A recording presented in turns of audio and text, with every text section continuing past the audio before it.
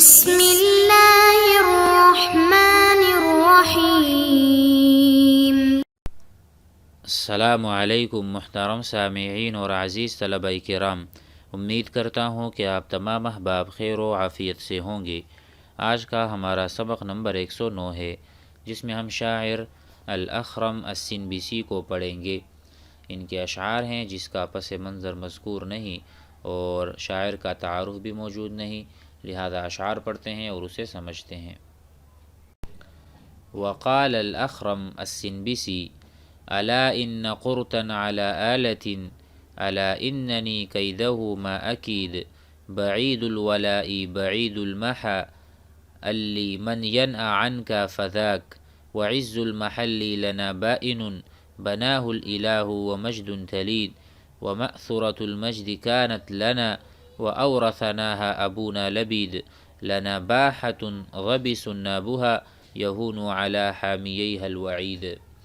الا سنو، توجہ کرو، الا للتنبیہ، سنو، ان قرتن علم اسم رجل من سنبس، یہ ایک نام ہے آدمی کا قرت۔ قرت کسی شخص کا نام ہے جس کا تعلق قبیلہ سنبس سے ہے۔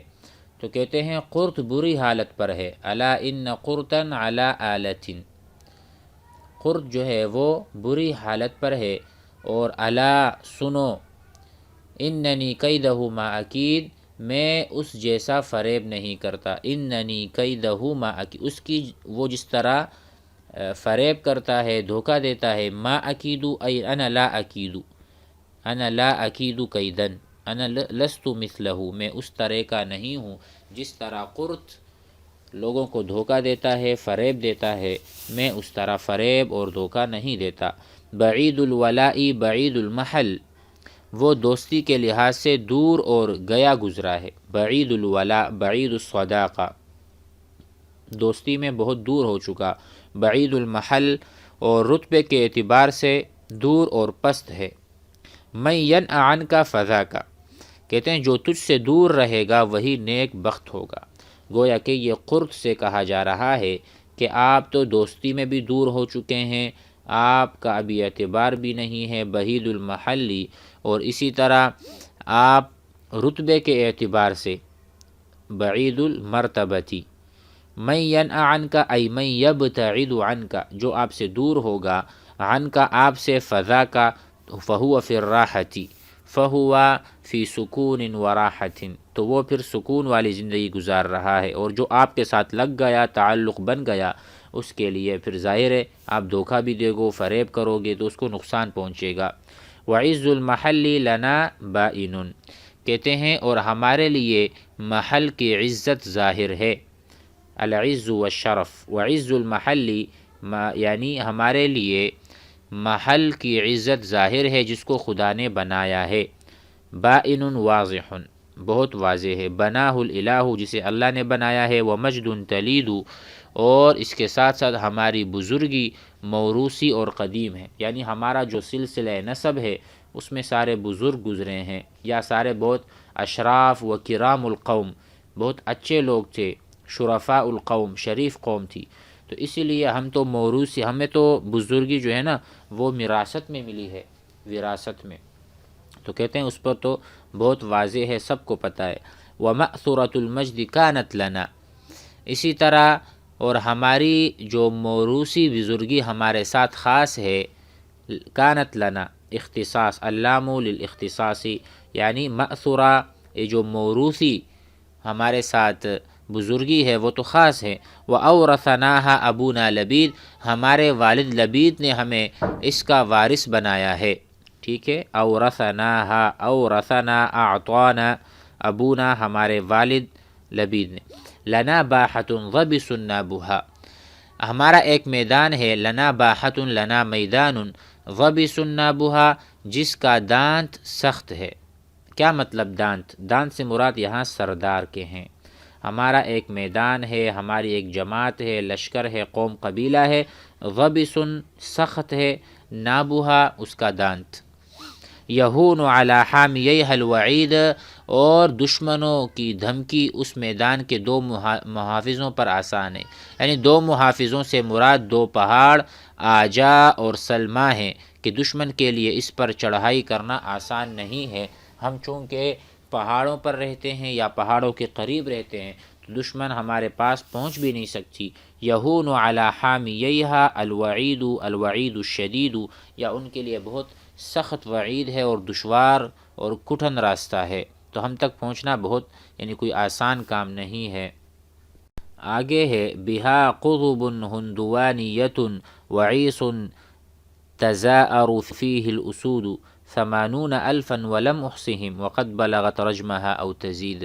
آگے کہتے ہیں اس میدان میں تیز ہندی تلواریں ہیں اور جنگل ہے۔ بہا ای بالمیدانی، بہا سے مراد بہا جہاں سے ہم نے کہا تھا باحتن، تو بالباحتی، باحا المیدان، اس میدان میں قضب ہندوانیۃ، قضب کہتے ہیں تیز تلواروں کو، ٹھیک ہے، ہندوانیہ ہندوستان کی بنی ہوئی تلواریں، تو اس میدان میں ایسی تلواریں ہیں جو ہندوستان سے آئی ہوئی ہیں، بہت تیز ہیں۔ وعیس، عیس کہتے ہیں اچھے درختوں کے اگنے کی جگہ، گنجان درخت۔ تزاءر فیہ الاسود، اس میں آوازیں نکالتے ہیں شیر، یعنی ایسا ایک جنگل ہے اس میدان میں جس میں شیر چھنگاڑتے ہیں۔ تزاءر، زأرا یزأر، یہ مجرد ہے، اور یہ جو آپ کے سامنے فعل ہے تزاءر یتزاءر، ٹھیک ہے، باب تفاعل سے ہے، اس کا معنی بھی یہی ہے کہ وہ چنگاڑتے ہیں۔ فیہ الاسود، اسود اسد کی جمع۔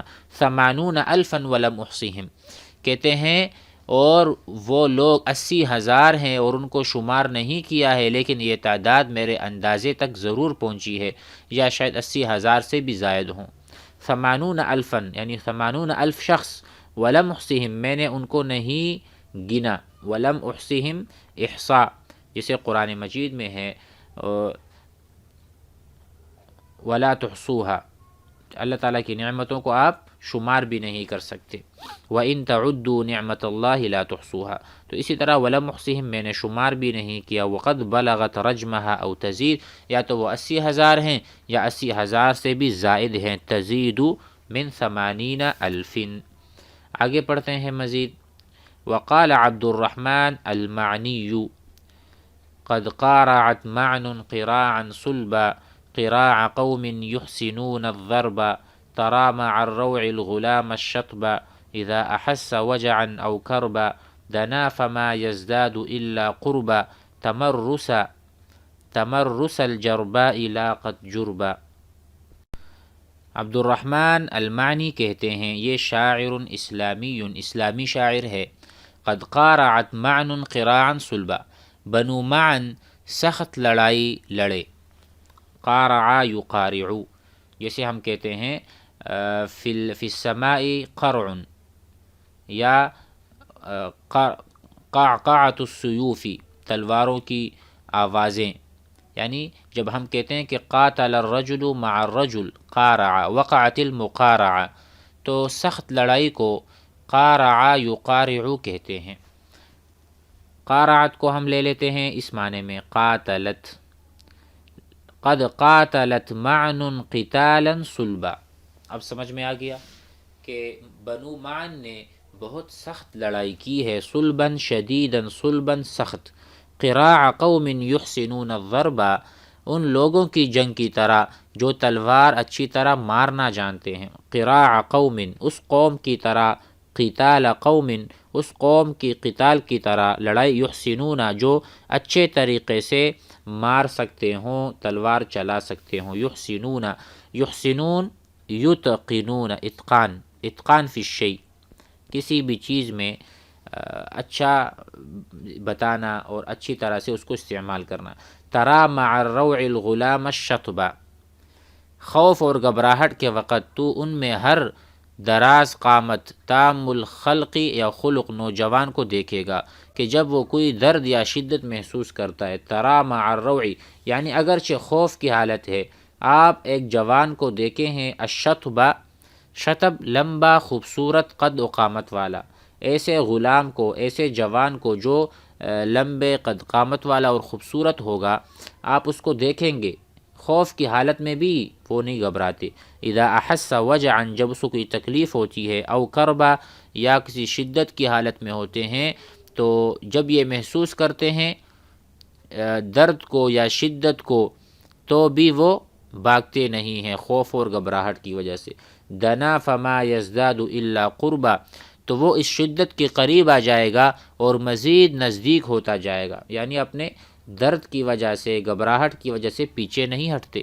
دنا بمعنی قروبا، دنا یدنو قریب ہونا، ثم دنا فتدلا فما یزداد الا قربا، تو وہ اس شدت کے قریب آ جائے گا، تکلیف کے قریب آ جائے گا اور مزید قریب ہوتا چلا جائے گا۔ تمرس الجرباء لاقت جربا، جس طرح خارشی اونٹنی دوسرے خارشی اونٹوں سے مل کر اپنا جسم رگڑنے لگتی ہے، اس طرح وہ بھی شوق کے ساتھ اس شدت کے قریب ہوتا جاتا ہے۔ تمرس تحقق، عربی زبان میں خارش کو حکہ کہتے ہیں، حکہ، اور جرب بھی کہتے ہیں، الجمل الاجرب، تو یہاں پر کہتے ہیں تحقق الجربا، جس طرح خارشی اونٹنیاں دوسرے اونٹ سے جا کر مل کے اور ایک دوسرے کو کھجاتے ہیں، اسی طرح یہ جوان جو ہیں خوبصورت اور لمبے قد و قامت والے، یہ بھی شدت کے پاس جا کے مزید آگے بڑھتے ہیں، پیچھے نہیں۔ لاقت جربا، جس طرح وہ ایک دوسرے سے گویا کہ ملتے ہیں اور قریب ہوتے جاتے ہیں اپنے آپ کو رگڑنے کے لیے، اسی طرح یہ بھی شدت کے قریب ہوتے چلے جاتے ہیں، پیچھے نہیں ہٹتے۔ امید ہے کہ آج کا سبق بھی سمجھ میں آ گیا ہوگا۔ السلام علیکم۔